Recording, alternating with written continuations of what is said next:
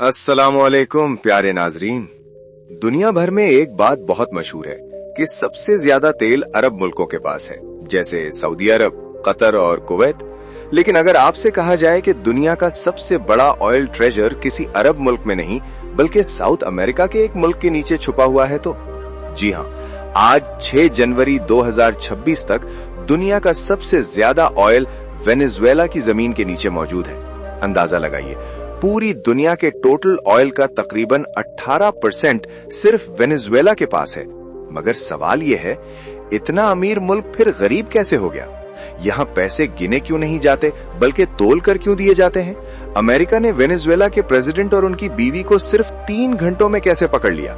दुनिया का सबसे ऊंचा वाटरफॉल कहाँ है और यहाँ के लोग असल जिंदगी कैसे गुजारते हैं? आज की इस वीडियो में हम ये सब कुछ देखेंगे। फैक्ट्स, राज, कल्चर और वो जगहें जो आपने शायद पहले कभी नहीं देखी। तो चलिए इस हैरत अंगेज कहानी का जबरदस्त आगाज करते हैं। वेनेजुएला, जिसका पूरा नाम बोलिवेरियन रिपब्लिक ऑफ वेनेजुएला है, साउथ अमेरिका में वाक़ई एक ऐसा मुल्क है जो कुदरत की हर नेमत से भरा हुआ है। समंदर, पहाड़, जंगल, सहरा, वाटरफॉल्स, सब कुछ एक ही मुल्क में। ये मुल्क तकरीबन 9,16,000 स्क्वायर किलोमीटर पर फैला हुआ है और यहाँ 3 करोड़ से ज्यादा लोग रहते हैं। सबसे पहले बात करते हैं उस वाकये की जो पूरी दुनिया में भूचाल ले आया, जब अमेरिका ने वेनेजुएला के सदर निकोलस मदुरो और उनकी बीवी सिलिया फ्लोरेस को एक सीक्रेट ऑपरेशन के जरिए गिरफ्तार कर लिया। ये ऑपरेशन सिर्फ 3 घंटे चला। रात के तकरीबन 2:30 बजे जब कराकस शहर गहरी नींद में था, अचानक धमाकों की आवाजें आने लगी। लोगों ने आसमान से मिसाइल्स उतरते देखे, मोबाइल वीडियोस बनने लगी और कुछ ही देर में सोशल मीडिया पर आग लग गई। सवाल ये उठता है कि वेनेजुएला की आर्मी कहां थी? तो समझने वाली बात यह है कि किसी भी मुल्क के अंदर बड़ी पावर की मूवमेंट बगैर अंदरूनी सपोर्ट के मुमकिन नहीं होती, और यहीं से कहानी और ज्यादा गहरी हो जाती है। अमेरिका ने मदुरो पर ड्रग ट्रैफिकिंग, आर्म्स स्मगलिंग और यूएस के खिलाफ पॉलिसीज का इल्जाम लगाया, लेकिन असल वजह दुनिया भी जानती है, वेनेजुएला का ऑयल। मदुरो अमेरिका को साइड पर रखकर चाइना और रशिया के करीब जा रहा था। यहां तक कि चाइना और रशिया मिलकर वेनेजुएला में अपनी एयर फैसिलिटीज बनाने वाले थे।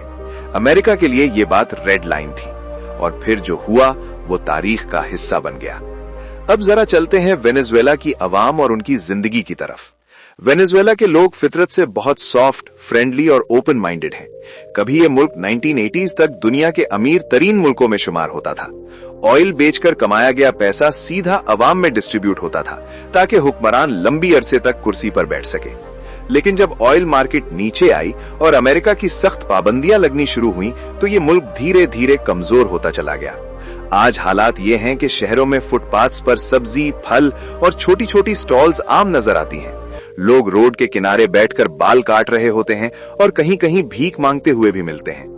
फिर भी यहाँ की तालीम, कल्चर और लोगों की डिग्निटी अभी जिंदा है।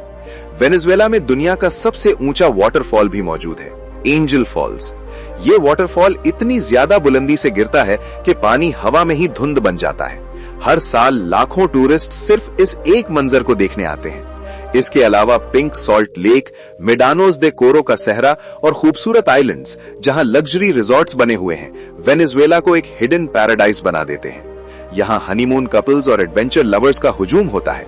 वेनेजुएला एक सस्ता मुल्क माना जाता है। थोड़े पैसों में लोग ज्यादा एंजॉय कर लेते हैं। यहाँ की करेंसी वेनेजुएलन बोलिवार है, जो वक्त के साथ बहुत ज्यादा गिर चुकी है।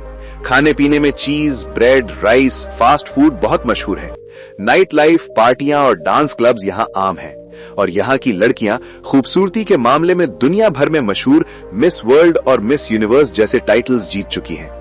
आज वेनेजुएला चाहे इकोनॉमिक मुश्किलात से गुजर रहा हो, लेकिन ये मुल्क अभी भी हिस्ट्री, कल्चर और कुदरती खूबसूरती का एक जिंदा सबूत है। तो नाजरीन, ये थी आज की हमारी वेनेजुएला पर एक पावरफुल डॉक्यूमेंट्री। अगर आपको वीडियो पसंद आई हो तो लाइक, शेयर और चैनल को सब्सक्राइब जरूर करें। मिलते हैं इंशाअल्लाह अगले एपिसोड के साथ। अल्लाह हाफिज।